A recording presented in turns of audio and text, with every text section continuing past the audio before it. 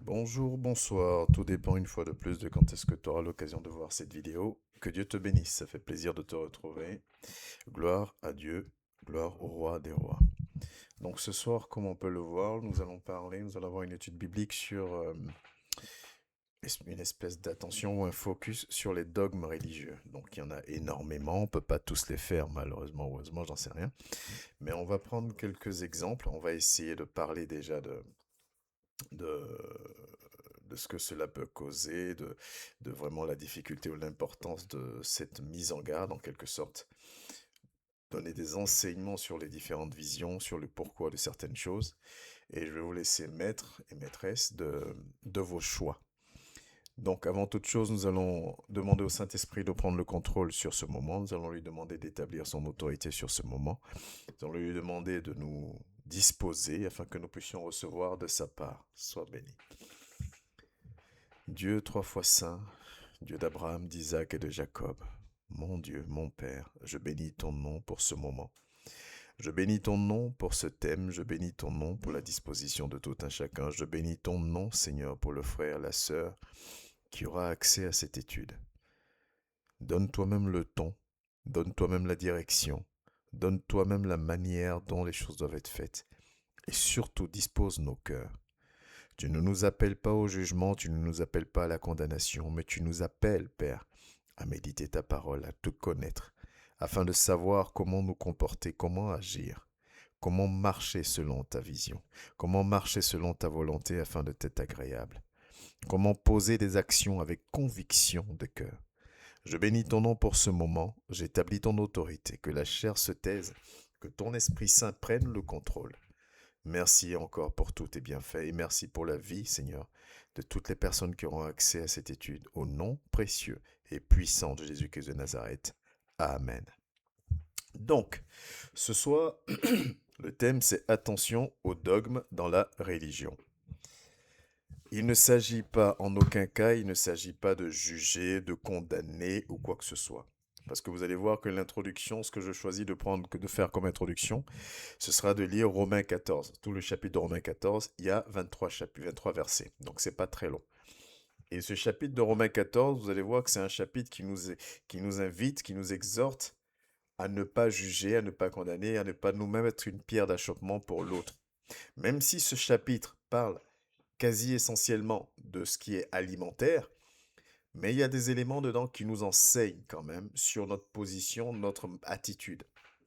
L'une des choses les plus difficiles, comme j'aime à le dire depuis quelque temps, pour nous, c'est de changer nos habitudes. Nous avons énormément d'habitudes. Et les dogmes dont je parle, en fait, quand on dit souvent sortir de la religion, ainsi de suite, c'est que ces dogmes sont tellement ancrés, c'est des choses que nous avons trouvées là, que certainement même nos parents ont trouvé, que nos grands-parents ont trouvé, qui se font depuis des milliers d'années et donc qui rentre dans la logique ou dans la norme des choses. Et le truc, c'est que quand on sort même ou quand on essaie de, entre guillemets, critiquer ou demander une justification sur tel ou tel dogme, on est vu comme rebelle, comme ceci ou comme cela. Aujourd'hui, je vais juste, avec l'aide du Saint-Esprit, vous exposer les différents dogmes, les quelques dogmes que je prends comme exemple, vous dire pourquoi c'est fait, pourquoi c'est pas fait, pourquoi certains le font, pourquoi certains ne le font pas, et vous laissez juge, parce qu'il n'existe qu'un seul esprit. Et te laisser juge de dire, bon, ben, je continue ou je ne continue pas. Je ne suis pas là pour te juger, te condamner ou quoi que ce soit, mais, comme on va le lire d'ailleurs, la Bible dit que tout ce que nous faisons sans conviction est un péché. Et moi, j'aimerais alerter en fait un frère et une sœur sur l'importance de la connaissance. Sur l'importance de la connaissance, il est vrai que j'ai pas encore pu monter le culte du dimanche dernier, mais le culte du dimanche dernier mettait aussi l'accent sur l'importance de la connaissance et surtout ce que nous allons en faire.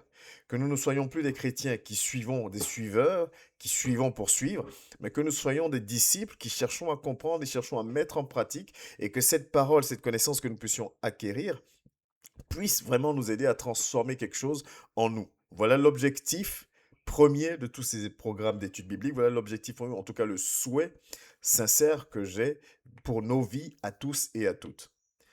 Donc attention aux dogmes dans la religion. Le premier passage que nous allons lire, comme je vous disais, par rapport à l'introduction, donc ce sera dans Romains 14, du verset 1 au verset 3. Mais j'aimerais juste souligner un élément. Euh, Quand on dit attention aux dogmes dans la religion, ça met en lumière, comment dire ça, deux visions.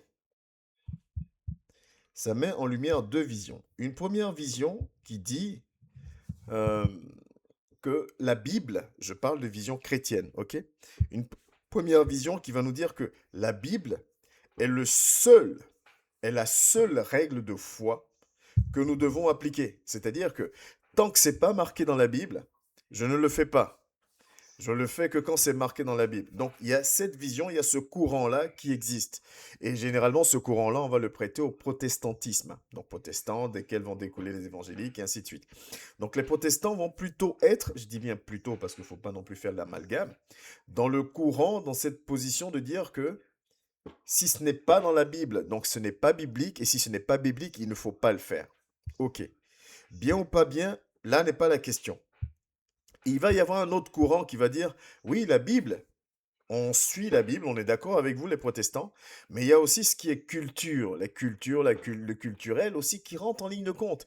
Et quand le culte, la culture, oui, la culture n'est pas en opposition avec la volonté finale de Dieu, on peut quand même élargir un peu notre vision des choses. Donc une première vision des choses qui va dire Bible ou rien. Une autre vision des choses qui va dire, écoutez, Bible ou rien, Bible, d'accord, mais potentiellement, parce que la Bible a été écrite par des hommes, parce que même sous inspiration de Dieu, bien sûr, mais parce que la Bible a été écrite sur différents airs, en tenant compte de la culture aussi des personnes qui ont rédigé la parole de Dieu. Donc, on va regarder certaines choses. Donc, ce sont ces deux visions-là qui vont entre guillemets, se combattre. Et le mot est triste, mais il est réel. Mais c'est quoi un dogme? Un dogme, il y a plusieurs définitions. L'une des définitions, on peut dire un dogme, c'est une opinion donnée comme certaine, intangible et imposée comme vérité indiscutable. C'est-à-dire que c'est à un moment donné, un groupe de personnes vont dire ça va être comme ça. Et du moment où c'est comme ça, on l'applique. On ne discute pas, on applique. C'est pour ça qu'on va parler, par exemple, de différents dogmes en maths. L'un des dogmes, par exemple, on va dire 1 plus 1 font 2. Point. On a décidé que 1 plus 1 font 2, ça fait 2. C'est un dogme, on fonctionne comme ça. Et ça, c'est le principe d'un dogme. Des fois, il y a une origine fondée, tangible, logique, et des fois, il y a une origine qui n'est pas toujours tangible, fondée ou même comprise. On l'applique et on suit. D'où l'intérêt de mettre un point d'alerte sur le fait de suivre des dogmes sans en comprendre l'importance, sans en comprendre l'origine et de faire des choses par habitude. Et là, c'est là où je veux vraiment, où ce thème, où cet échange que nous avons, veut mettre une alerte à chacun de nous.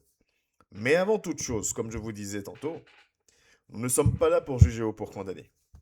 On va prendre Romains 14 du verset 1 au verset 23. Et je vais prendre le temps de vous le lire, en espérant que vous êtes disposés et que vous écoutez, que vous prenez le temps aussi de comprendre comme moi. La parole de Dieu nous dit ceci: faites accueil à celui qui est faible dans la foi et ne discutez pas sur les opinions. Autrement dit, on doit accueillir tout le monde. Parce que le mot faible dans la foi fait référence au fait que spirituellement, on est censé être plus aguerri, que les forces soutiennent les faiblesses de ceux qui ne le sont pas. Faites accueil à qui? Faites accueil à celui qui est faible dans la foi. Et ne discutez pas sur les opinions. C'est-à-dire, laissez telle personne, tel frère, telle sœur, venir tel qu'il est. Avec ses pensées, avec ses croyances, avec les dogmes qui suivent. Laissez-les venir. C'est l'Esprit de Dieu qui transforme. Ça veut dire quoi? Si je suis censé être costaud spirituellement, je dois avoir cette sagesse de dire que, de par ma position spirituelle, je dois être capable d'accompagner celui qui, comme la parole de Dieu nous dit, est faible dans la foi. Mais si je suis dans le rejet et ainsi de suite, ça veut dire que je ne suis pas si fort que ça spirituellement. Continuons. Tel croit pouvoir manger de tout, tel autre qui est faible ne mange que des légumes. Le mot faible revient. Autrement dit, toi qui es... Enfin, sinon on va sortir un peu de l'étude. Je veux juste qu'on lise ce chapitre-là pour garder à l'esprit le fait de ne pas juger. Que celui qui mange ne méprise point celui qui ne mange pas, et que celui qui ne mange pas ne juge point celui qui mange, car Dieu l'a accueilli. Alors nous on fait ça, vous faites pas ça, vous allez aller en enfer, c'est ci, cela, nous notre église elle est mieux, notre dénomination est mieux. Ça, ce n'est pas chrétien, ce n'est pas de Dieu. Dieu ne fonctionne pas dans cette espèce de séparation. Dieu est là pour sauver le plus grand nombre. Son Fils a payé le prix à la croix pour notre rachat, pour notre salut. Qui es-tu, toi qui juges un serviteur d'autrui? S'il se tient debout ou s'il tombe, cela regarde son maître. Mais il se tiendra debout car le Seigneur a le pouvoir de l'affermir. Tel fait une distinction entre les jours, tel autre les estime égaux. Que chacun ait en son esprit une pleine conviction. Celui qui distingue entre les jours agit ainsi pour le Seigneur. Celui qui mange, c'est pour le Seigneur qu'il mange, car il rend grâce à Dieu. Celui qui ne mange pas, c'est pour le Seigneur qui ne mange pas, et il rend grâce à Dieu. Ne nous jugeons pas.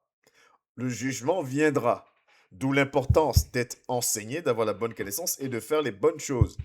Mais il n'est pas de mon ressort aujourd'hui de juger un tel ou d'une telle. C'est Dieu qui aura ce truc. En effet, nul de nous ne vit pour lui-même et nul ne meurt pour lui-même. Là, on parle vraiment à des chrétiens, à des gens costauds spirituellement.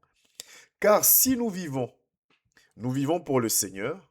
Et si nous mourrons pour le Seigneur. Soit donc que nous vivions, soit que nous mourions, nous sommes au Seigneur. Car Christ est mort et il a vécu, afin de dominer sur les morts et sur les vivants. Mais toi, pourquoi juges-tu ton frère? Ou toi, pourquoi méprises-tu ton frère? Puisque nous comparaîtrons tous devant le tribunal de Dieu, c'est ce que je vous disais en amont. Car il est écrit, je suis vivant, dit le Seigneur, tout genou fléchira devant moi, on passera tous devant lui, on aura tous des comptes à lui rendre. Et toute langue donnera gloire à Dieu. On reconnaîtra tous que Dieu est Seigneur. Ainsi, chacun de nous rendra compte à Dieu pour lui-même. Je ne rendrai même pas compte à Dieu pour mes enfants, je ne rendrai pas compte à Dieu pour mon épouse ne rendra pas compte à Dieu pour moi, et ainsi de suite. Je ne rendrai même pas compte à Dieu pour mon frère, ma soeur, ou pour ma mère, ou mon père. Chacun rendra compte à Dieu pour lui-même. Concentre-toi sur ta marche, concentre-toi sur ton enseignement, concentre-toi sur le fait de pouvoir être enseigné, de grandir spirituellement selon la volonté de Dieu. Ne nous jugeons donc plus les uns les autres, mais pensez plutôt à ne rien faire qui soit pour votre frère une pierre d'achoppement ou une occasion de chute. Voilà ce que beaucoup de chrétiens oublient. Chrétien 2.0.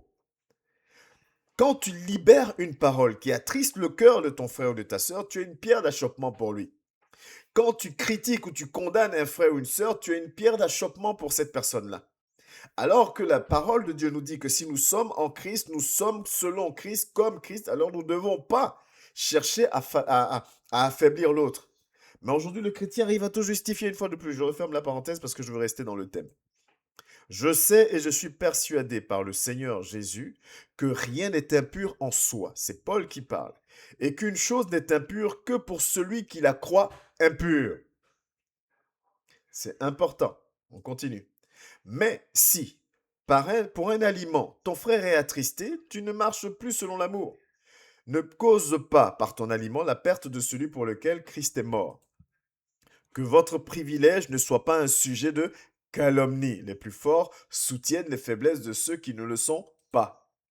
Car le royaume de Dieu, ce n'est pas le manger et le boire, mais la justice, la paix, la joie par le Saint-Esprit. C'est-à-dire que l'Esprit de Dieu qui est en moi et qui va permettre que je porte du fruit selon sa volonté, voilà ce qui me fait de moi une personne qui appartient à son royaume.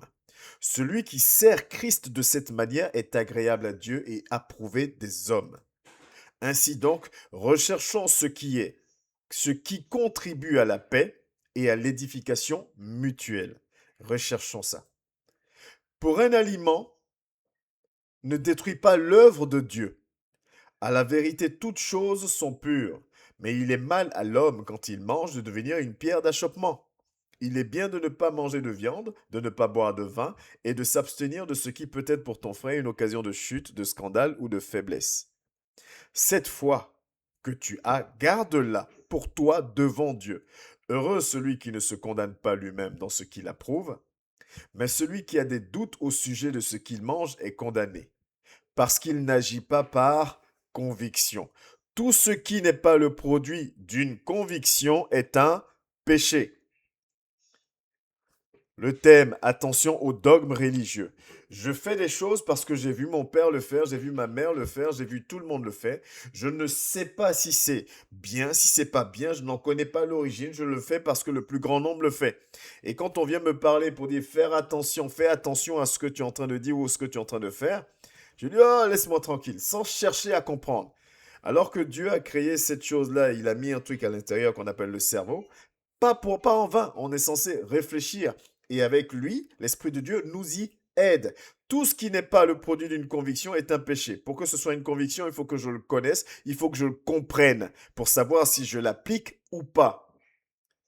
Si c'est un dogme, est-ce que c'est un dogme biblique? Est-ce que c'est quelque chose qui est selon la volonté de Dieu ou c'est quelque chose qui n'est pas selon la volonté de Dieu? Et si ce n'est pas selon la volonté de Dieu, alors je ne l'applique pas. Même si toutes les églises où je suis passé le font, si ce n'est pas selon la volonté de Dieu, je ne le fais pas. Mais je ne le fais pas par conviction. Et ça, c'est important. Pourquoi je choisis de prendre ce passage-là comme introduction ce matin? Parce que nous devons comprendre, on va prendre des éléments qui sont des dogmes aujourd'hui. Je vais vous enseigner pourquoi certains le font, pourquoi certains ne le font pas. Je ne suis pas là pour te dire condamne celui qui le fait ou condamne celui qui ne le fait pas. C'est pour ça que je prends Romains 14, tout le chapitre. Parce que Romains 14 nous enseigne qu'on ne doit pas se juger, se condamner l'un l'autre. On sera tous emmenés à répondre de nos actes, de ce que nous faisons, ce que nous posons comme acte, de l'importance que nous donnons à notre Dieu, de comment nous faisons attention à ce que nous disons, comment nous faisons attention à ce que nous faisons. On va tous répondre individuellement devant Dieu. Tu ne répondras même pas pour tes enfants, tu ne répondras même pas pour ton conjoint ou ta conjointe. Ça va être totalement individuel. Et l'un des dangers qu'il faut comprendre, c'est que ça, c'est quelque chose qui existait déjà depuis l'Ancien Testament. Et je vais vous prendre ce petit exemple pour vous expliquer une chose. Parce que souvent, ces dogmes-là ne viennent pas d'une mauvaise intention, mais c'est la conséquence et la résultante, c'est le résultat qui est problématique. Parce que le diable, on le dit toujours, on le dira jamais assez, est subtil. Et il faut que notre entendement soit réellement ouvert. Le passage que nous allons prendre, pour vous démontrer que ce n'est pas nouveau, que les dogmes existent depuis longtemps, il va s'agir du livre de Juges. On va parler de Gédéon. Et la parole de Dieu va nous enseigner quelque chose qui est simple. Si on prend Juges à partir du Juges chapitre 8 à partir du verset 22, voilà ce que la parole nous enseigne. Les hommes d'Israël dirent à Gédéon, ça c'est après qu'ils aient eu la victoire, par Gédéon, que Dieu ait donné la victoire à son peuple. Les hommes d'Israël, dirent à Gédéon, domine sur nous, toi et tes fils. Toi, domine sur nous, et toi et ton fils, et le fils de ton fils, car tu nous as délivrés de la main de Madian. Autant dire que toute ta famille domine sur nous tant qu'ils seront là. Donc les hommes d'Israël viennent voir Gédéon pour lui dire. Gédéon leur dit, je ne dominerai point sur vous, et mes fils ne domineront point sur vous. C'est l'Éternel qui dominera sur vous. Pour dire que Gédéon était selon la volonté de Dieu. Suivez bien l'histoire. Gédéon leur dit, j'ai une demande à vous faire. C'est à partir de là que ça commence. Donnez-moi chacun les anneaux que vous avez eus pour butin. Les ennemis avaient des anneaux en or, car ils étaient ismaélites. Ils dirent, nous les donnerons volontiers. Et ils étendirent un manteau sur lequel chacun jeta les anneaux de son butin. Suis bien l'histoire. Le poids des anneaux d'or que demanda Gédéon fut de 1700 cycles d'or, sans les croissants. Dans ma version, dans d'autres versions, c'est marqué environ 20 kilos. Donc c'était consistant quand même. les pendants d'oreilles, sans compter les croissants, les pendants d'oreilles et les vêtements de pourpre que portaient les rois de Madian, et sans les colliers qui étaient au cou de leurs chameaux. Gédéon en fit un éphod, et il le plaça dans sa ville, à Ophra, où il devint l'objet de prostitution de tout Israël, et il fut un piège pour Gédéon et pour sa maison. Je vais vous expliquer un peu pourquoi on lit ça. La guerre est passée. Le peuple d'Israël souffrait sous la domination des Madianites. Gédéon, Dieu appelle Gédéon. Avec Gédéon, Dieu constitue une armée de 300. On se rappelle de ça. Au départ, ils étaient 32 000, ils finissent 300. Avec cette armée, Gédéon délivre le peuple d'Israël de l'emprise de Madian. Suis l'histoire, tu vas comprendre comment les dogmes rentrent dans l'Église. Donc, tout Israël est reconnaissant de ce que Gédéon a fait pour eux. Ils sont très contents, ils sont reconnaissants. Donc, ils viennent voir Gédéon, ils disent à Gédéon, franchement, domine sur nous. Autrement dit, sois notre roi. Il n'y avait pas encore de roi. Sois notre chef. Sois notre guide. Et quand tu vas mourir, que tes fils soient nos guides. Et quand tes fils vont mourir, que tes petits-fils soient nos guides. Domine sur nous, parce que là, tu viens de nous délivrer d'une situation. Franchement, on veut te montrer notre reconnaissance. Ensuite, Gédéon va leur dire, non, moi, je ne dominerai pas sur vous. Mes fils ne domineront pas sur vous. Par contre, j'ai un service à vous demander. Ils disent, dis tout ce que tu veux, on va le faire. Gédéon dit, donnez-moi tous les anneaux que vous avez eus. Les Madianites, c'est les Ismaélites, donc ils avaient beaucoup de bijoux, des bagues, de bijoux, de boucles d'oreilles, ce genre de choses. Gédéon dit, donnez-moi tout ce que vous avez pris comme objet précieux. Ils disent, on te donne, on te donne. De toutes les façons, on est tellement reconnaissant vis-à-vis de toi, on te donne tout ce que tu veux. Et ils vont tout donner à Gédéon. Vous suivez? Gédéon va prendre tout ça et Gédéon va en faire un éphod. Qu'est-ce que c'est qu'un éphod? Un éphod, c'est un vêtement très somptueux. Vous retrouvez la description exacte de cet éphod-là dans le livre d'Exode. C'est un vêtement très spécial, par exemple, que les sacrificateurs, que Dieu va ordonner à Moïse de dire que les sacrificateurs s'habillent comme ça. Donc Aaron, les descendants, les Lévites vont s'habiller comme ça.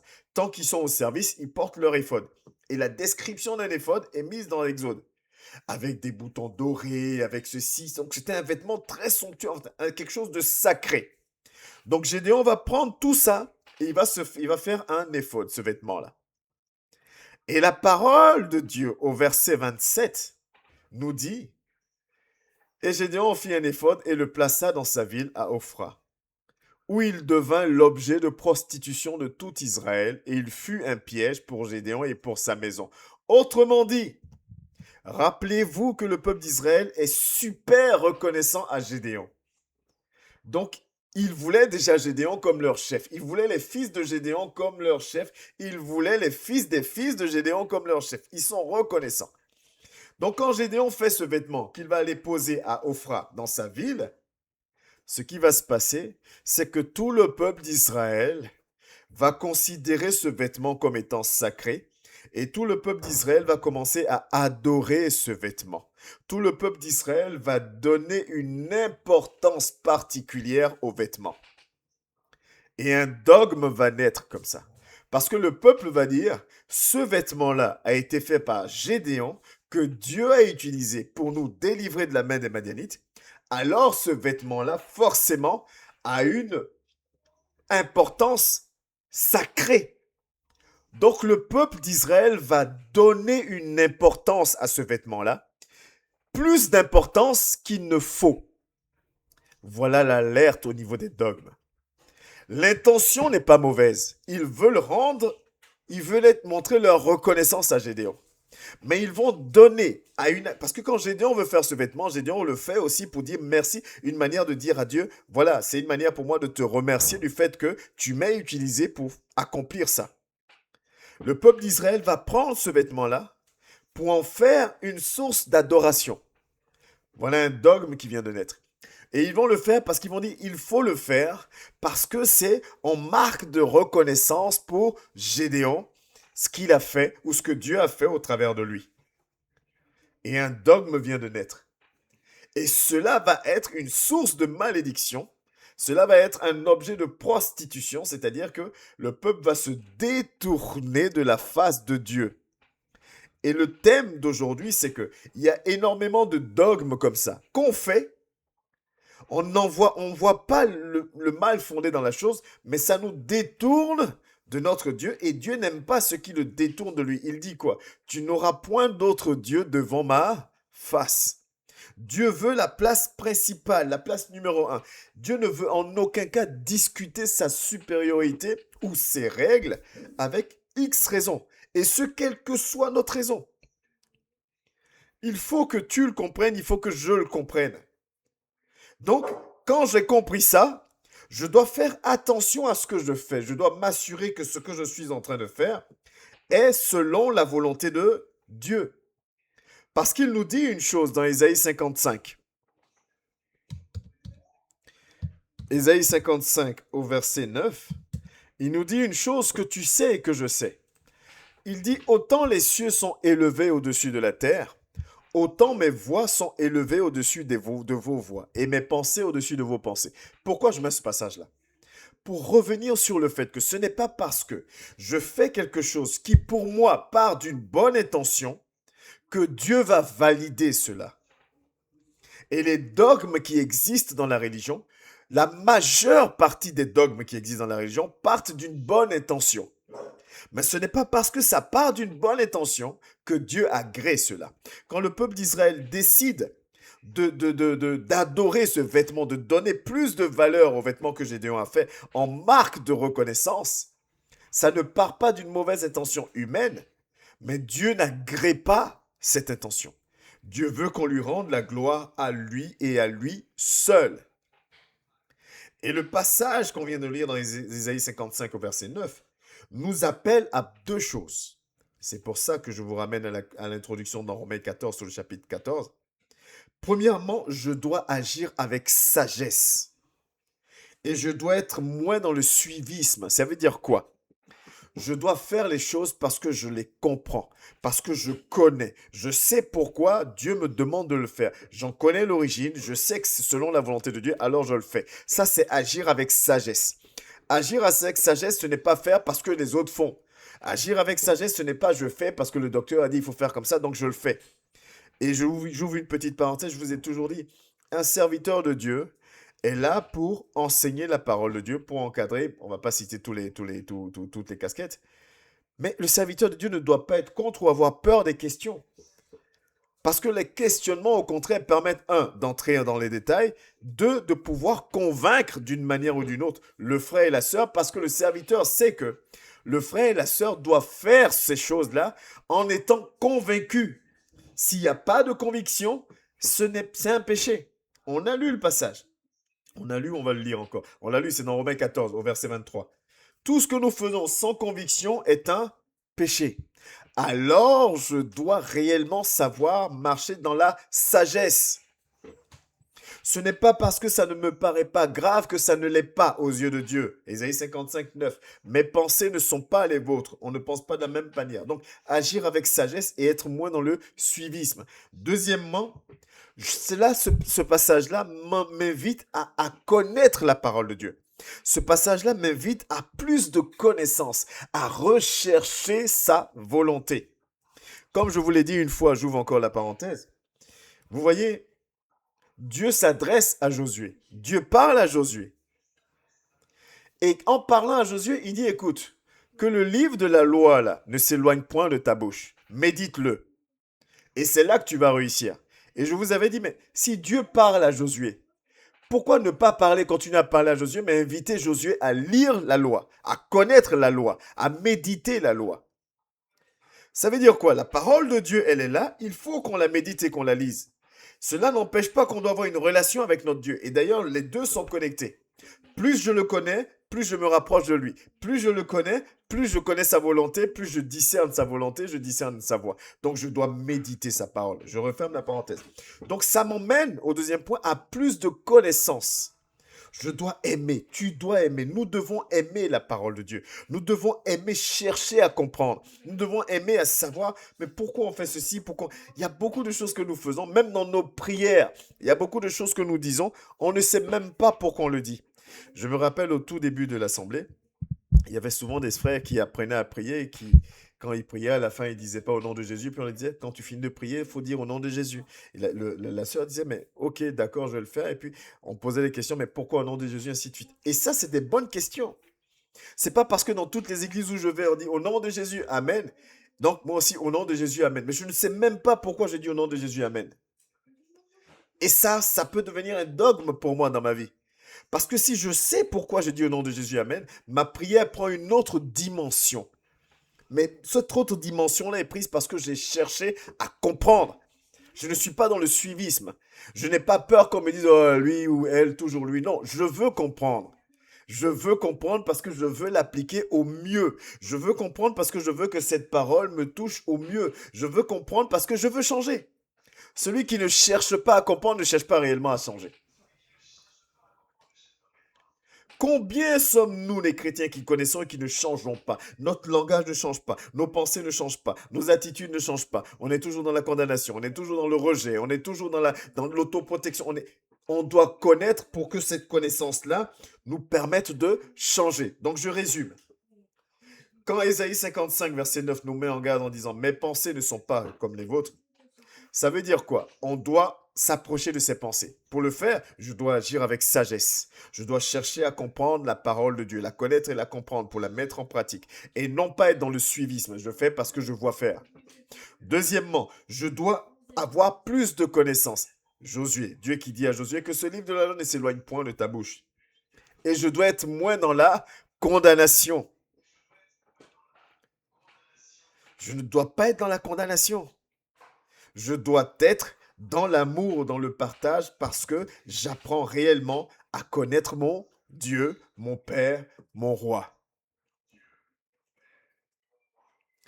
Quelques exemples de dogmes. Comme je vous ai dit, il y en a plein.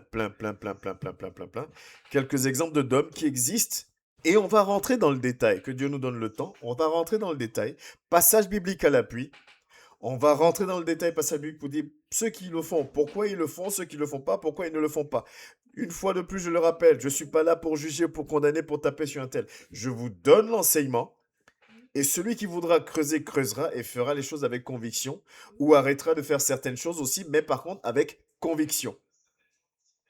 L'un des dogmes, par exemple, c'est l'invocation du sang de Jésus. On va rentrer dans le détail. L'invocation du sang de Jésus. J'invoque le sang de Jésus sur ma maison, j'invoque le sang de Jésus sur tel. Un autre dogme, c'est le baptême des enfants. On va parler de l'invocation du sang de Jésus, on va parler du baptême des enfants, on va parler du célibat obligatoire des serviteurs de Dieu, de certains serviteurs de Dieu. Pour être serviteur de Dieu, pour le servir à certains niveaux, il faut être dans le célibat pour avoir d'hommes, de femmes ou d'enfants. On va parler du baptême par aspersion, au lieu du baptême par immersion, par exemple. On va parler de la prière au saint. On prie tel saint, il y a des prières pour chaque saint. On va parler de l'huile d'onction. Donc déjà, c'est six points que je prends. On peut en citer encore plus, hein, mais je veux juste prendre ces 6 points-là pour essayer de vous donner des explications déjà sur ces 6 points-là. Pour que chacun de nous puisse au moins comprendre quelle est la volonté de Dieu, quelle est la position de Dieu par rapport, enfin, qu'est-ce qui est dit, pourquoi on fait pas, est-ce qu'il faut le faire, est-ce qu'il ne faut pas faire. Le premier point par lequel nous avons commencé, bon, je vous le dis en même temps, on va lire beaucoup, on va prendre beaucoup de passages bibliques parce que il ne faut pas affirmer des choses pour les affirmer, il faut parler selon la parole de Dieu. L'invocation du sang de Jésus. Quand nous prions, ou quand nous faisons des prières de combat ou des choses comme ça, on invoque toujours le sang du Christ. Le sang de Jésus, le sang de Jésus, le sang de Jésus. La chose est, voilà ce qui est. Bibliquement, dans la parole de Dieu, quand je dis bibliquement, ça veut dire dans la parole de Dieu, il n'y a, et vous pouvez le vérifier, et je vous invite à le vérifier, il n'y a aucun passage biblique, il n'y a aucun serviteur de Dieu, plus particulièrement dans le Nouveau Testament, puisque qui dit sang de Jésus parle du Nouveau Testament, qui ait invoqué le sang de Jésus sur une telle situation, sur la maison, sur la famille, ainsi de suite. Ce qu'il faut savoir, c'est qu'à chaque fois, et il y a énormément de passages, j'avais commencé à marquer les passages, mais il y en a tellement, tous les passages du Nouveau Testament, ou même de l'Ancien, qui parlent du sang de Christ, Quand vous les lisez, que vous les mettez dans le contexte, quand je dis mettre dans le contexte, c'est prenez juste le verset d'en haut, prenez juste le verset du bas. On parle du sang de Jésus en référence à sa mort. C'est-à-dire, on va lire, Christ a versé son sang à la croix pour nous, ou le sang de Christ qui a été versé pour notre rachat. Ça va toujours être en référence, en rappel au sacrifice de Christ, pour nous rappeler l'importance, le poids et de ce sacrifice-là, en fait. Donc, quand on parle du sang du Christ dans la Bible, on fait référence à sa mort à la croix pour ton salut, pour mon salut. Paul, Pierre, aucun serviteur n'a jamais élevé la voix pour dire « j'invoque le sang de Jésus ». Vous comprenez la nuance, hein? Je parle d'invoquer le sang de Jésus. Donc, la nuance est dans le mot « invoquer ». Bibliquement, il n'y a rien qui nous le dit. Maintenant, je ne me tiens pas devant toi pour dire « fais-le, ne le fais pas ». Une fois de plus, je te donne l'enseignement. La Bible dit, on l'a lu dans Romains 14, verset 23, « tout ce que je fais sans conviction, ok ». Il n'y a rien qui nous dit d'invoquer le sang de Jésus. D'où est-ce que ça vient? Et pourquoi on parle de dogme? Et c'est pour ça que je vous ai pris l'exemple de Gédéon qui crée son truc, son éphod, son vêtement. Christ va mourir à la croix pour toi et pour moi. Au travers de son sang qui va couler, qui est référence à son sacrifice, nous sommes lavés de nos péchés comme la parole nous dit. Nous sommes purifiés, nous sommes rendus purs, nous sommes rendus à nouveau dignes de prétendre au salut. Cela est tellement important pour le chrétien, à juste titre. Cela est tellement important pour le croyant, puisque c'est la base de notre foi. Le sacrifice de Christ qui est mort pour moi, pour mon salut. C'est la base de ma marche.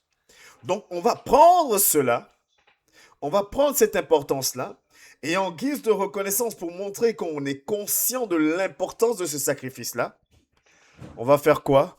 On va élever le sang de Christ à un niveau où on va commencer à prier le sang de Christ, à invoquer. Il y a des prières d'invocation du sang de Christ. Je ne sais pas si vous le saviez, mais il y a des prières d'invocation du sang de Christ. On va donner de l'importance. Quand je dis ça, il y a de l'importance dans le sacrifice de Christ. C'est le sacrifice de Christ qui te rachète. Donc quand on parle, je le redis encore, quand on parle du sang de Christ qui a coulé à la croix, on parle de son sacrifice qui t'a racheté. Et ce sacrifice est énorme puisque c'est la base de notre foi. Et il faut qu'elle soit la base de notre foi. Mais, tout comme Gédéon fait ce vêtement en guise de reconnaissance à ce que Dieu a fait pour eux, que ce vêtement-là ne devienne pas l'objet d'adoration. Qu'on ne prie pas à ce vêtement-là. Que ce vêtement ne devienne pas l'objet d'adoration. L'objet d'adoration reste Christ qui lui porte la douleur, porte le rachat, porte le salut de l'humanité sur ses épaules. Et donc le danger des dogmes, c'est de nous détourner de cela, pensant bien faire, croyant bien faire parce qu'on demeure dans notre vision humaine, mais Christ, lui, dans sa vision, on l'a lu dans Ésaïe 55, verset 9, ne tolère pas qu'on mette quoi que ce soit au niveau de ce que lui, il est. Et donc, quand on lit dans l'Ancien Testament, dans le Nouveau Testament, et je vous invite, et je le répète encore, je vous invite vraiment à le faire, à trouver des passages. Vous tapez, aujourd'hui, on est tellement bien aujourd'hui, on a juste Internet. Vous tapez sur Internet même le sang de Jésus, passage biblique, le sang de Jésus. Ils vont vous sortir une liste comme ça. Il va une liste tellement grande que prenez-en même 5, 6, peu importe votre motivation, et vous allez voir ce que je suis en train de vous dire. C'est-à-dire qu'à chaque fois qu'on parle du sang de Christ, on fait référence à sa mort à la croix, on fait référence à l'importance de son sacrifice pour nous. Mais il ne nous est pas demandé, tout comme quand Gédéon crée ce vêtement-là, de sacraliser ou d'invoquer ou de prier ou d'adorer ce vêtement-là. Donc nous devons faire attention, même si ça nous paraît être noble, même si ça nous paraît être bien, même si c'est ce qu'on a toujours vu, et je suis le premier à le dire, c'est ce qu'on a toujours connu. Mais une fois de plus, il y a toujours un temps où si on a la curiosité de creuser un peu la parole et qu'on se positionne neutre à écouter la parole, à voir ce que Dieu nous demande de faire, on va voir que on décèle certaines choses. Et ça, c'est important à comprendre. Ça, c'est le premier point. Le deuxième point qu'on peut essayer de prendre ensemble, qu'on va même pas essayer, qu'on va prendre, c'est le baptême des enfants. Le baptême des enfants, donc, il y a le courant. On a un courant qui dit on le fait, et d'autres qui d'autres baptisent les enfants, donc les enfants à bas âge, et d'autres ne baptisent pas les enfants. Pour être totalement transparent, la religion catholique va baptiser les enfants, et la religion protestante évangélique, on ne baptise pas les enfants.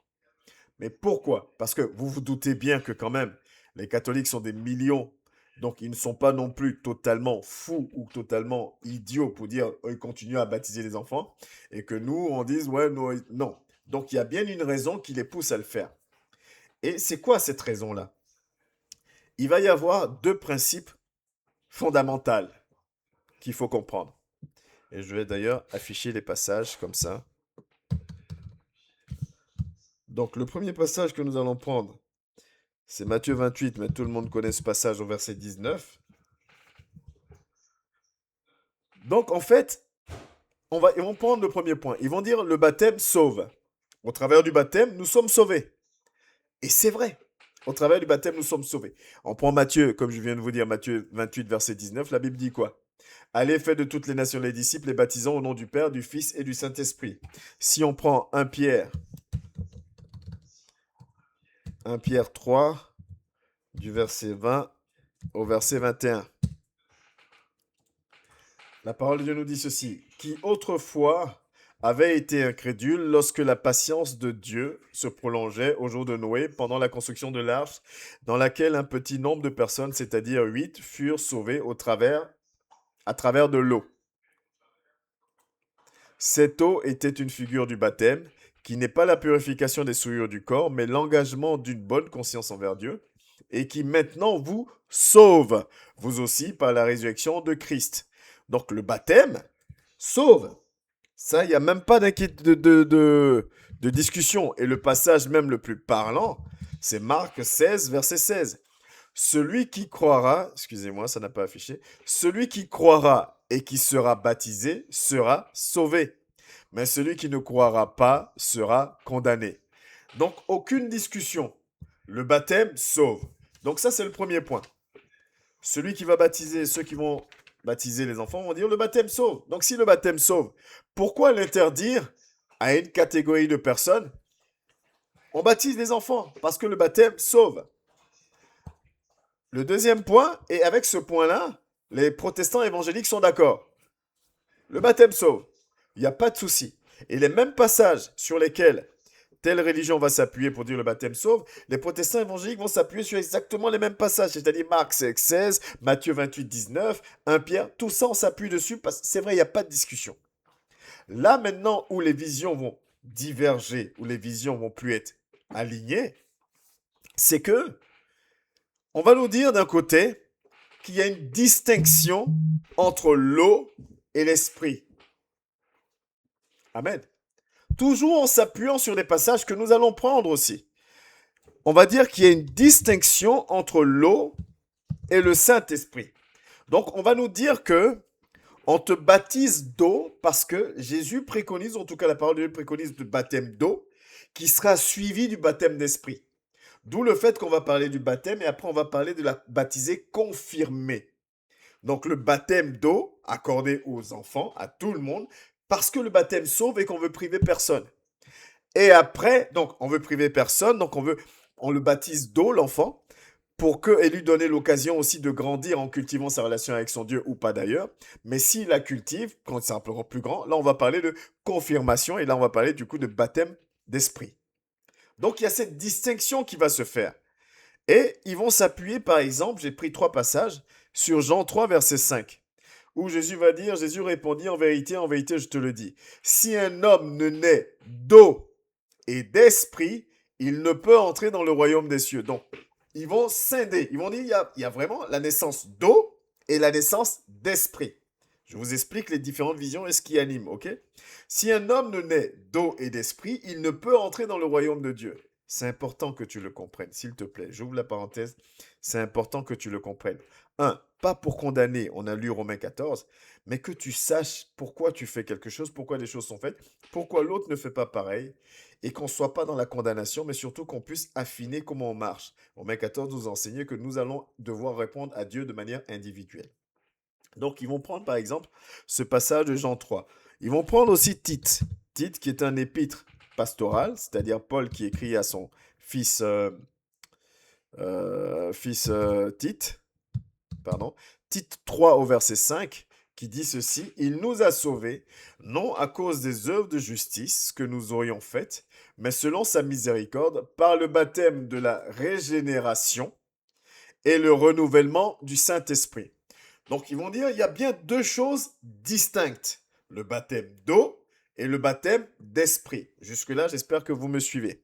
On va prendre aussi 1 Corinthiens. 1 Corinthiens 6 au verset 11.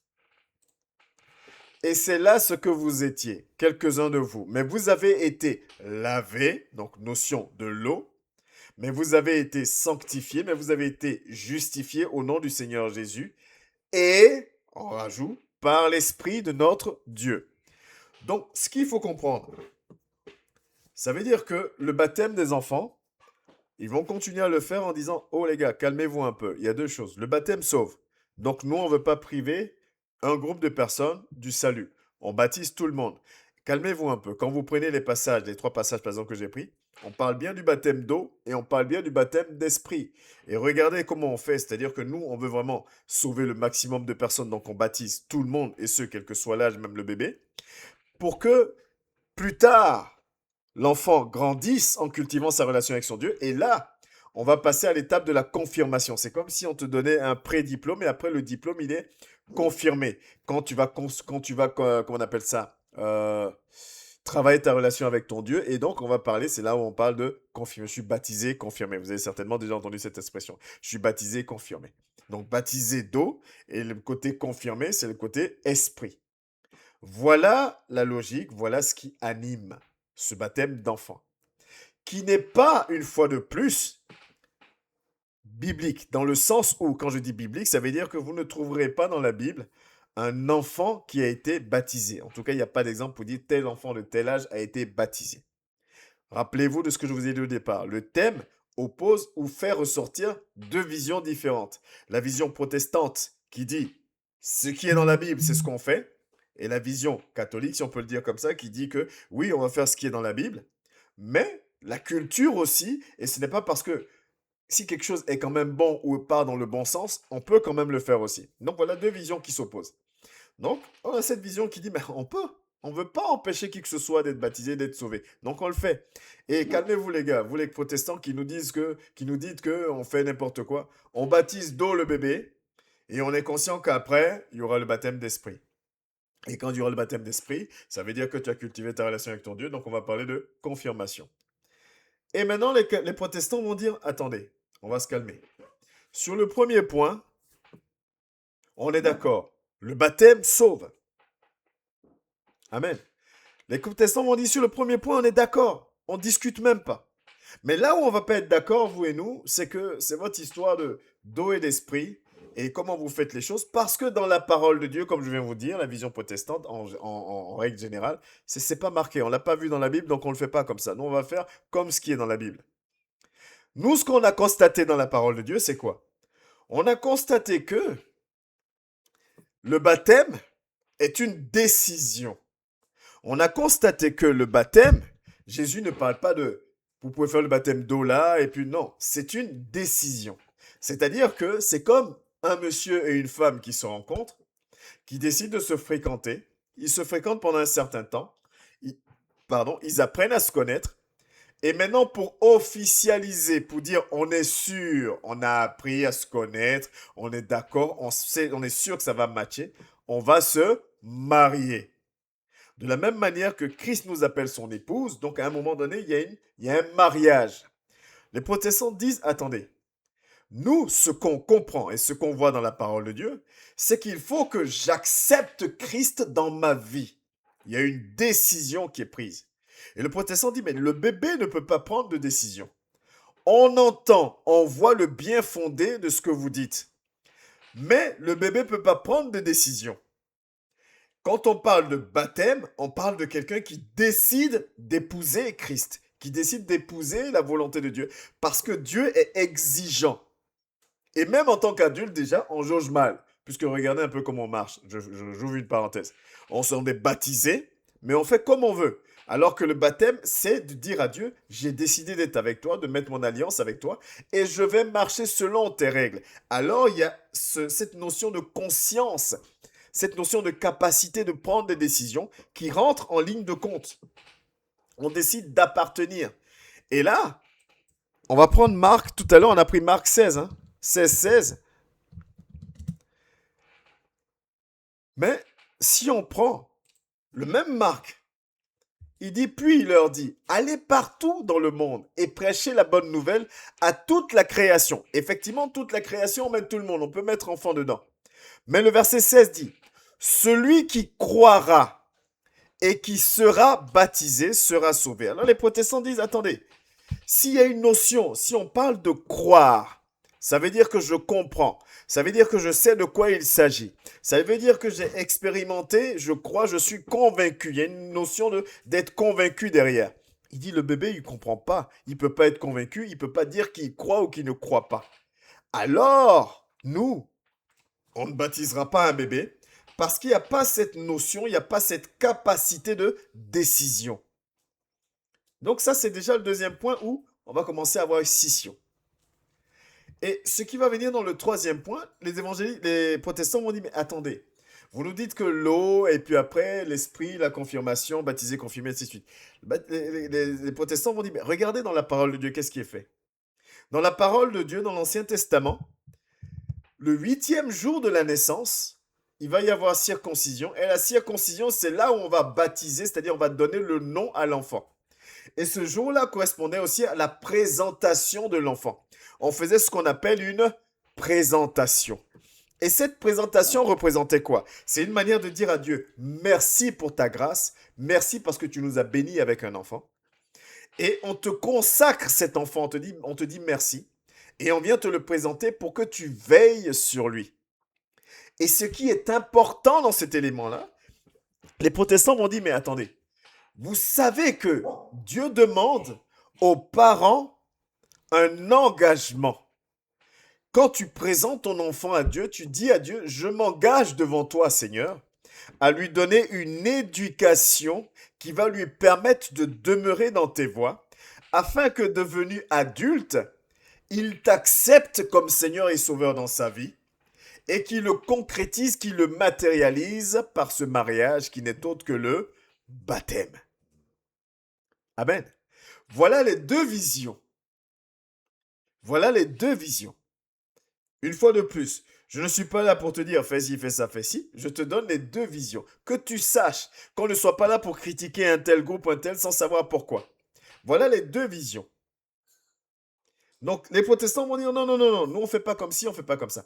Sachant que, on est dans l'enseignement, donc allons un peu en profondeur. Si on va en profondeur, l'origine, c'est-à-dire l'origine de cette présentation, de cette circoncision, c'est dans la loi, c'est dans Exode. Si on prend Exode 13, c'est pas très long, hein, Exode 13 du verset 1 au verset 2. Voilà ce que la parole de Dieu nous dit. L'Éternel parla à Moïse et dit, consacrez-moi tout premier-né parmi les enfants d'Israël, tant des hommes que des animaux, ils m'appartiennent. Voilà la loi. Découlant de cette loi-là, que ce soit Abraham qui va présenter Isaac, que ce soit tous les serviteurs de Dieu qui vont avoir des enfants, ils vont présenter. Effectivement, cette loi parlait du premier-né. Mais c'est devenu culturel de présenter son enfant à Dieu. Et ça a pris même un volet spirituel dans le sens où, c'est ce que je vous expliquais, on présente son enfant à Dieu pour lui dire merci. On profitait pour un homme, pour un garçon, pour la circoncision aussi. Et on disait à Dieu cet engagement de dire, je vais le lever selon ta volonté.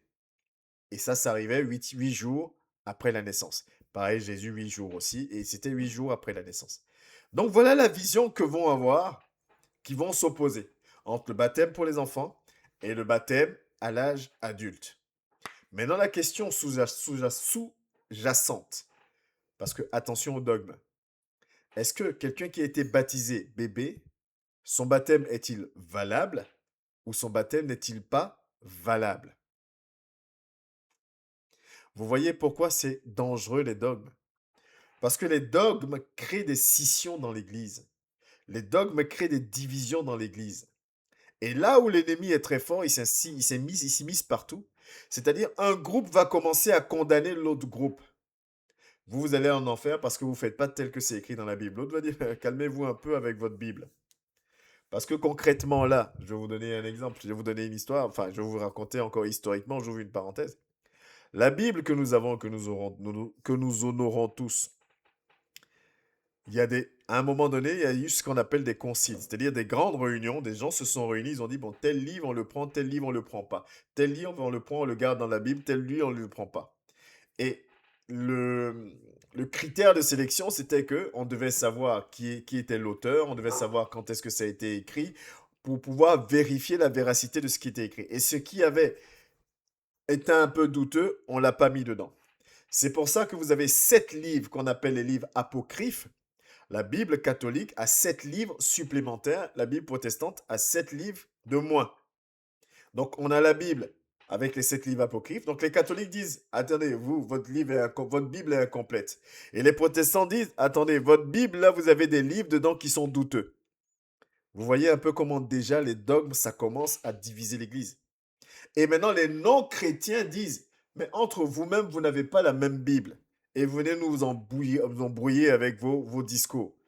Votre Bible, c'est des gens qui se sont assis et qui ont décidé qu'est-ce qui est dedans. Qu'est-ce qui vous prouve que ces gens-là ne vous ont pas caché des choses? Qu'est-ce qui vous prouve que ces gens-là n'ont pas retiré des choses qui ne les arrangeaient pas? Parce qu'à l'époque, qui faisait ce travail? N'oublions pas que le pouvoir était politique. Qui dit politique, c'était au roi.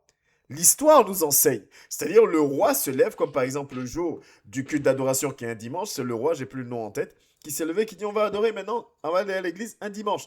Donc les gens disent, mais qu'est-ce qui vous prouve même que votre Bible pour laquelle vous vous bataillez là, ceux qui ont décidé tel livre, tel livre, tel livre, étaient en capacité de dire, bon, on prend le livre là, mais cette partie-là, on va l'enlever, parce que si le peuple en a connaissance, c'est pas bon pour nous.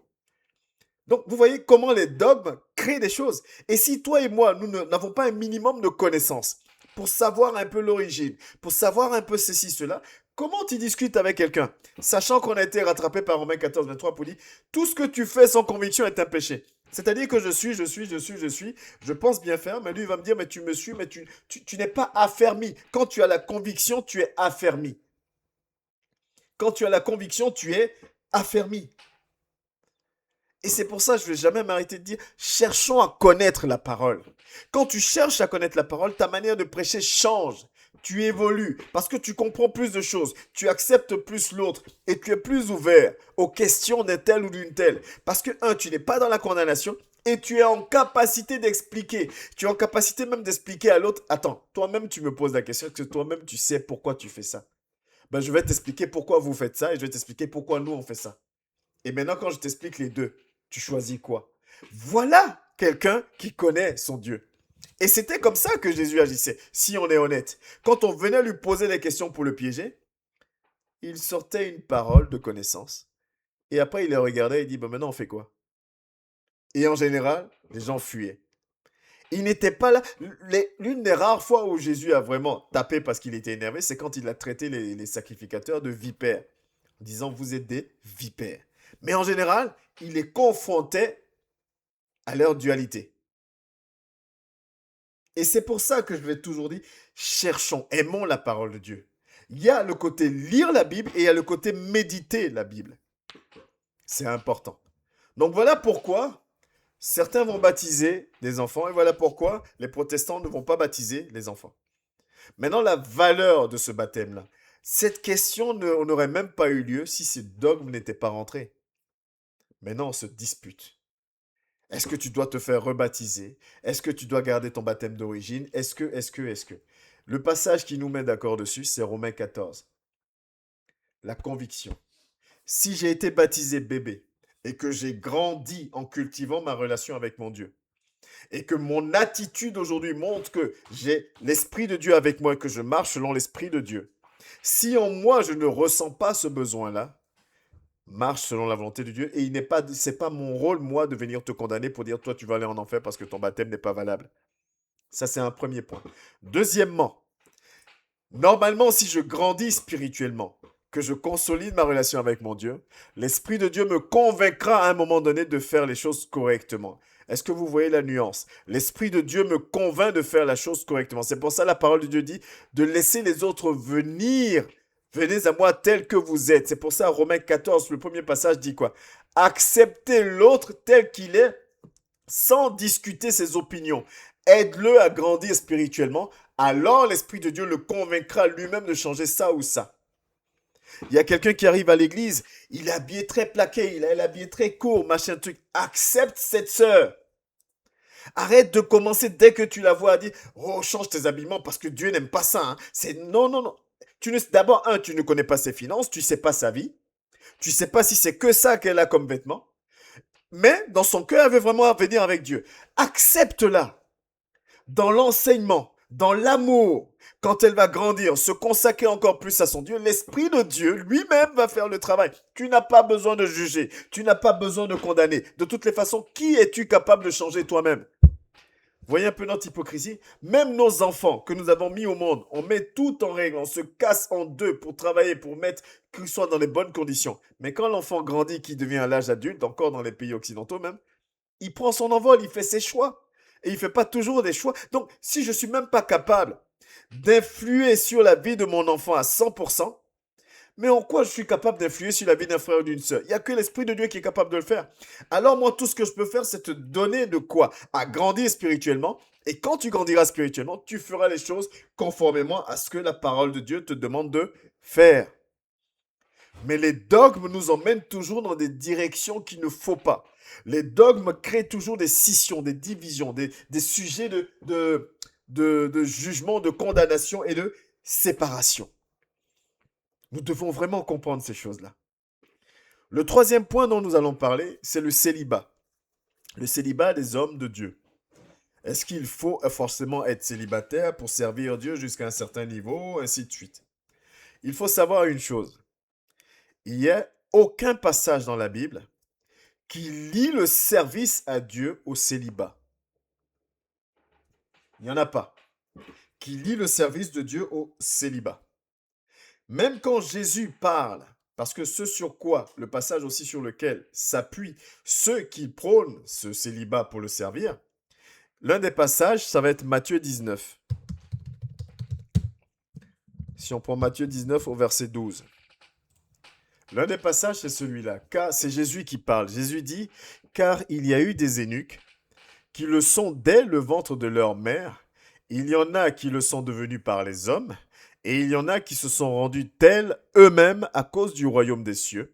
Que celui qui peut comprendre, comprenne. » Quand on parle d'eunuque, on parle de quelqu'un qui est asexué, qui ne peut pas avoir de rapport sexuel, donc qui ne se marie pas, enfin qui se consacre essentiellement à ça.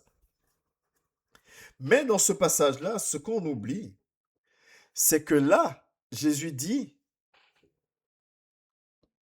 à l'avant-dernière, il dit, et il y en a qui se sont rendus tels eux-mêmes. Eux-mêmes. Il y en a qui ont pris cette décision eux-mêmes à cause du royaume des cieux, tout comme Paul. Et d'ailleurs, on va garder les passages. Tout comme Paul qui va dire au chapitre 7 du verset 25, Paul dit, « Pour ce qui est des vierges, je n'ai point d'ordre du Seigneur. » Bon, j'aime pas trop cette version, mais c'est pas grave. Quand il dit « je n'ai point d'ordre du Seigneur », ça veut dire quoi? Je ne suis pas en train de vous dire, donner un commandement de Dieu. Je vous donne mon avis. Mais ça continue d'ailleurs, il continue. Mais je donne un avis, comme ayant reçu du Seigneur miséricorde pour être fidèle. Donc la parole de Dieu dit, je vous donne un avis, un conseil. Voici donc ce que j'estime bon à cause des temps difficiles qui s'approchent. Donc Paul dit même pas ça.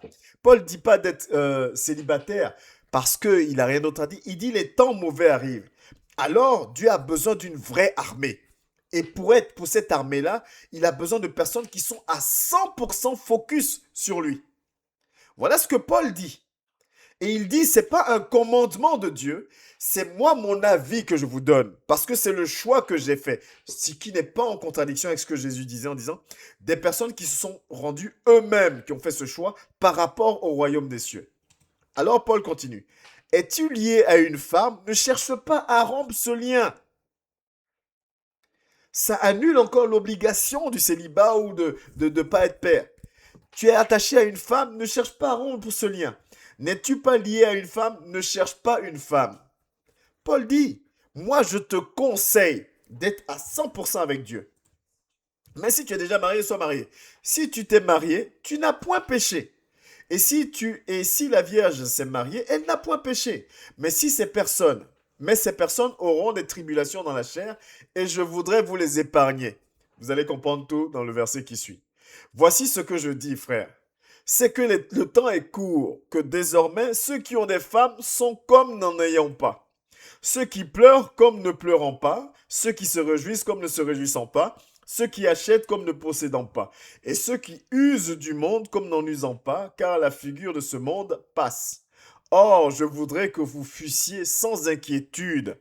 Celui qui n'est pas marié s'inquiète des choses du Seigneur, des moyens de lui plaire. Paul dit, quand tu n'es pas marié, tu n'as pas la femme, tu n'as pas l'homme qui est sur ta tête. C'est Dieu, Dieu, Dieu, Dieu, Dieu, Dieu, Dieu. Et moi, je te dis que les temps sont tellement mauvais, je te conseille d'être Dieu, Dieu, Dieu, Dieu, Dieu. Voilà ce que Paul dit. Je te conseille d'être Dieu, Dieu, Dieu, Dieu, Dieu. Parce que Paul dit, et celui qui est marié s'inquiète des choses du monde, des moyens de plaire à sa femme. Paul dit, quand tu es marié, là, tu dois t'occuper de ta femme, tu dois t'occuper de ton mari, tu dois t'occuper de tes enfants. Pendant que tu t'occupes de ta femme, de ton mari, tu n'es pas dans la méditation, tu n'es pas dans la prière, tu n'es pas en train de grandir spirituellement. Mais une fois de plus, il dit, je ne vous dis pas que c'est un commandement, moi c'est un conseil. Parce que moi, je suis un fou de Jésus, alors j'aimerais que tout le monde soit comme moi. Voilà ce que Paul nous dit. Une fois de plus, c'est un conseil. La chose est la suivante. Ceux qui rendent cela plus ou moins obligatoire vont dire on est d'accord avec ça. Simplement, nous on dit que du moment où tu dis que tu veux être prêtre ou tu veux servir Dieu à un certain niveau, alors tu as décidé de couper, de suivre le conseil de Paul. Est-ce que je ne sais pas si je suis clair. Donc on va dire, nous, on a compris ça. On n'est pas contre ça. On a compris que ce n'est pas Dieu qui oblige. On a compris.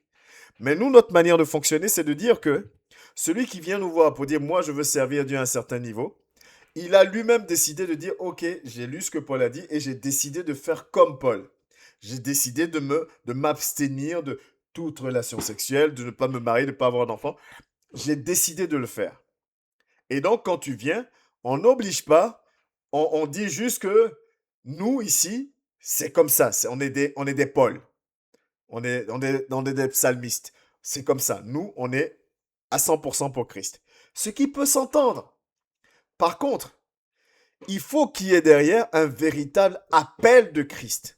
Parce que les désirs de la chair existent toujours. Et si vous lisez le 1 Corinthiens 7, Paul même dit, il dit, si tu ne peux pas résister à l'appel de ta chair, marie-toi, sinon tu vas pécher.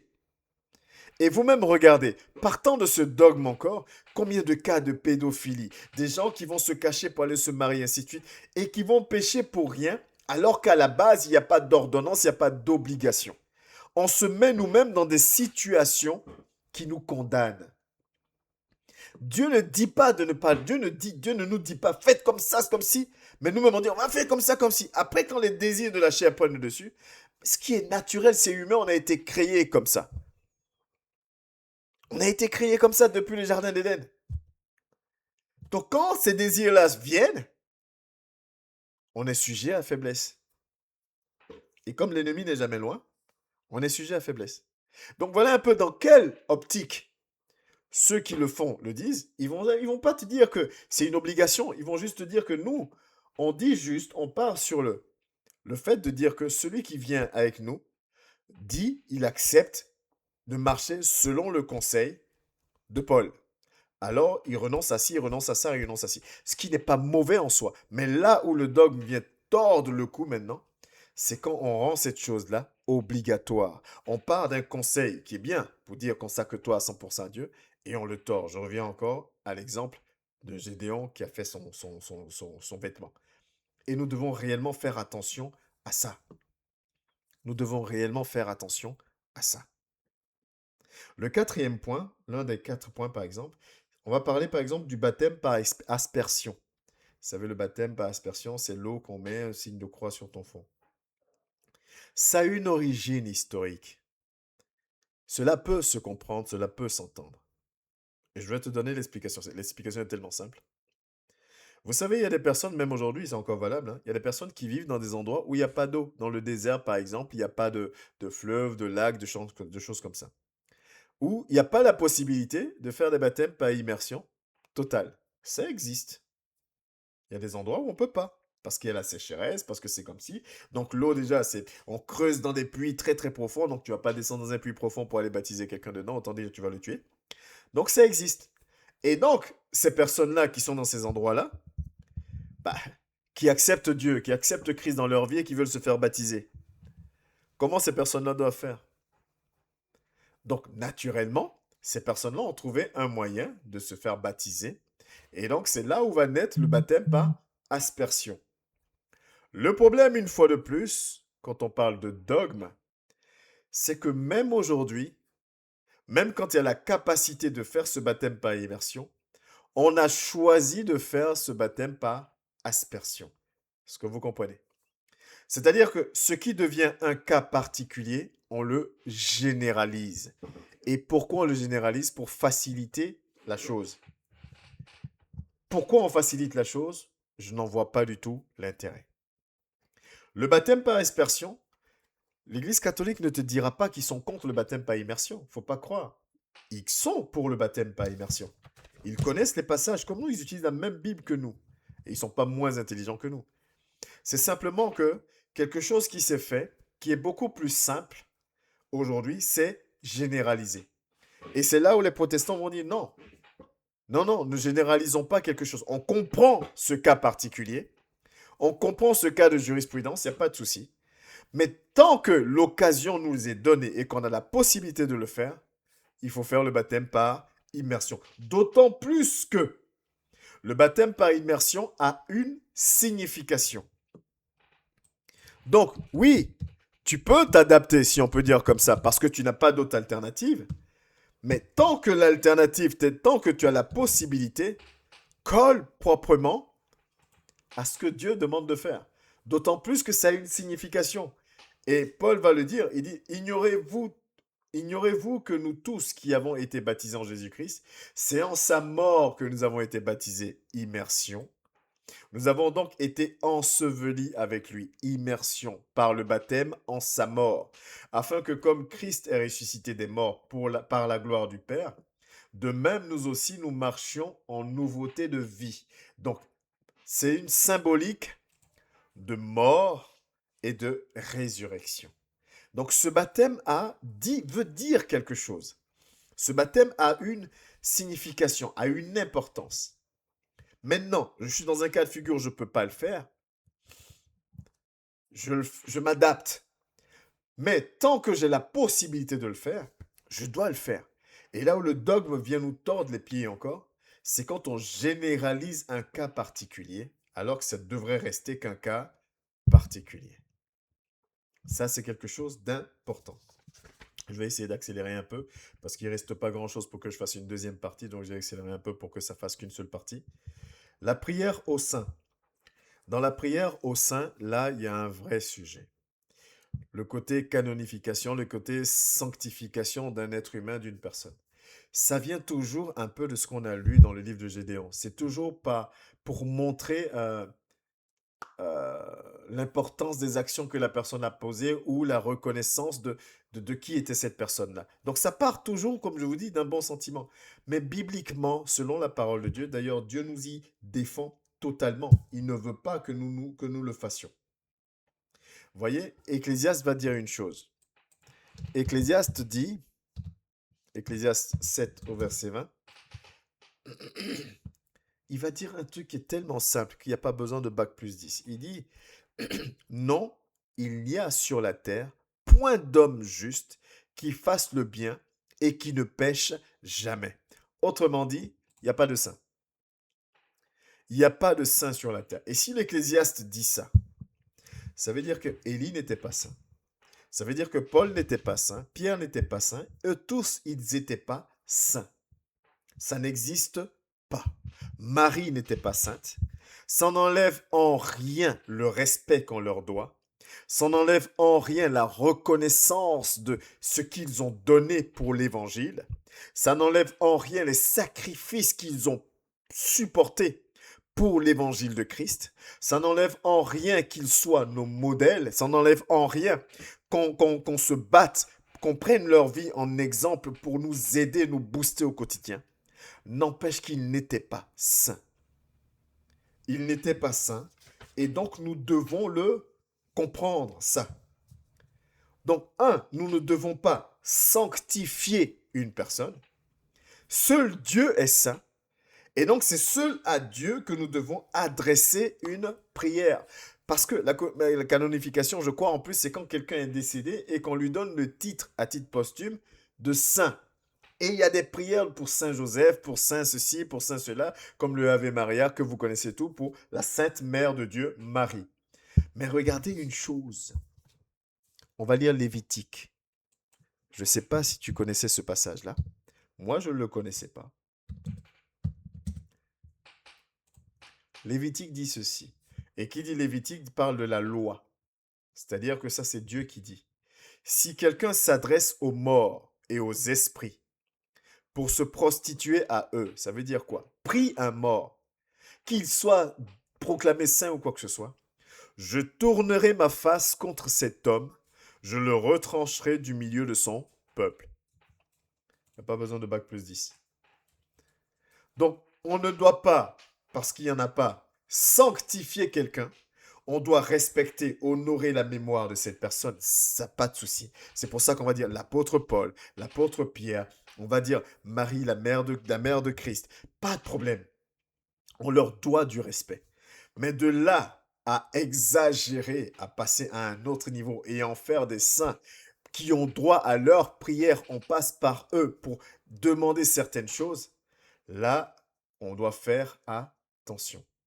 Et on ne peut pas parler de la prière des saints sans parler, par exemple, de la prière, le Ave Maria. Je vous salue Marie. Historiquement, je vous donne encore l'explication. Ceux qui aiment bien l'histoire, vous saurez.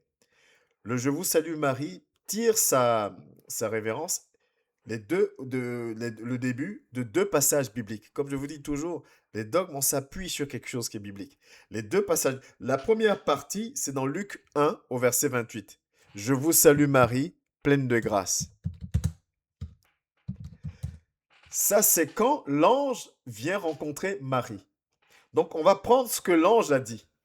Luc 1, verset 28, il dit, l'ange entra chez elle et dit, je te salue, toi à qui une grâce a été faite, le Seigneur est avec toi. Je vous salue Marie, pleine de grâce, le Seigneur est avec vous. On va prendre cette partie-là pour en faire une prière pour Marie. On prend le discours de l'ange. Et la deuxième partie, c'est le verset 42, où Élisabeth va rencontrer Marie. Moi, j'aime bien ce genre de choses, donc je vous donne un peu l'explication du « Je vous salue Marie ».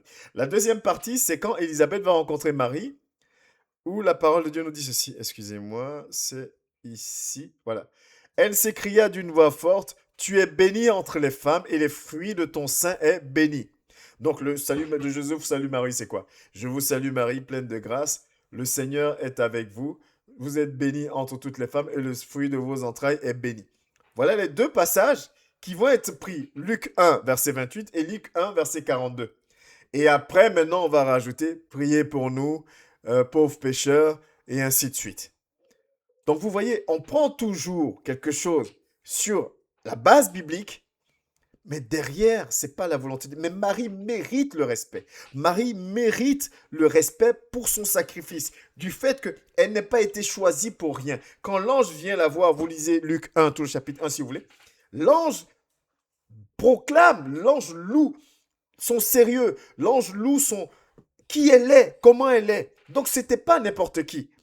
Et c'est quand même la femme qui a porté le Christ. Mais de là à la sanctifier, de là à en faire une vierge éternelle, là, il y a un souci. Amen. De là à en faire une vierge éternelle, là, il y a un souci. Parce que regardez une chose. Jésus dit un truc. Et là, c'est Jésus qui dit. Et quand Jésus même parle, ça ne souffre d'aucune ambiguïté. Il dit, Jésus lui dit, je suis le chemin, la vérité et la vie. Nul ne vient au Père que par moi. C'est le petit mot que là, qui nous dit, il n'y a qu'un seul chemin. Un seul chemin, que par lui. Donc, si je veux atteindre le Père, la route, c'est Jésus. Nous, on a créé une autre route. On dit pour atteindre Jésus, il faut passer par la mer. La mer va parler à Jésus. Comme ça, Jésus il va parler plus rapidement. Non, pour atteindre le Père, c'est Jésus. Ça ne veut pas dire qu'on ne respecte pas la mer. Ça ne veut pas dire cela. Mais on ne lui donne pas la place une place qui n'est pas, qui est pas celle qu'on doit lui donner. Et par rapport à l'éternel état de vierge de Marie, la parole de Dieu nous dit ceci. N'est-ce pas le fils du charpentier? N'est-ce pas Marie qui est sa mère? Jacques, Joseph, Simon et Juge ne sont-ils pas ses frères? Donc après Jésus, ce qui est normal, Joseph est allé avec sa femme. Ce qui est normal, ils ont eu des enfants. Donc la question est de savoir pourquoi en faire une vierge éternelle. Est-ce que le fait de reconnaître qu'elle a eu des enfants derrière annule ce qu'elle a fait en amont? Non. Mais dans le cerveau de l'homme, on doit sacraliser quelque chose. Elle a fait un truc qui lui mérite déjà une reconnaissance éternelle. On n'a pas besoin d'en faire plus. Parce qu'en voulant en faire plus, on s'éloigne de la vision que Dieu veut qu'on ait et on se détourne un peu de la volonté de Dieu. Nul ne peut ignorer qui est Marie. Donc nous devons faire attention à cela. Le dernier point que nous allons prendre, et puis nous allons arrêter sur le fait de faire attention au dogme, c'est l'huile d'onction. Dans la parole de Dieu, à plusieurs reprises, effectivement, les serviteurs vont utiliser l'huile pour bénir, pour guérir, pour chasser les malades, ainsi de suite. Et on va prendre maintenant, parce que moi j'ai déjà entendu cet enseignement-là, comme quoi l'Esprit de Dieu est dans l'huile d'onction. Ce n'est pas... Non, l'Esprit de Dieu est en toi. Et l'Esprit de Dieu s'appuie sur ta foi. C'est pour ça que Hébreux 11, verset 6 dit « Nul ne peut être agréable à Dieu sans la foi ». Ce n'est pas que je peux prier pour toi sans avoir de l'huile et l'Esprit de Dieu va agir et tu vas guérir, la situation va se faire. Je peux aussi prier et utiliser l'huile aussi. Mais aujourd'hui, on donne une fois de plus, au travers des dogmes, une importance extraordinaire à cette huile-là, ce qui va faire que certains ne peuvent même plus prier. Il y a un cas de figure, j'ai pas d'huile sur la main, donc je peux rien faire. Non! L'Esprit réside en toi, est censé résider en toi, pas dans l'huile. L'Esprit est censé résider en moi et non pas dans l'huile. Donc, je dois comprendre ces choses-là. Je suis allé un peu vite sur les derniers points, parce que je ne voulais pas faire une deuxième partie. Il n'y avait pas assez de trucs, à moins de chercher encore d'autres points pour faire une deuxième partie. Mais c'est important. Une fois de plus, je reprends sur notre Romains 14 que nous avons lu, et que je vous invite à lire d'ailleurs. Nous devons comprendre que nous ne sommes pas là pour juger. Mais nous sommes là pour comprendre les choses. Nous sommes là pour avoir matière à faire des choix et à marcher avec conviction dans nos manières de prier, dans nos manières de faire.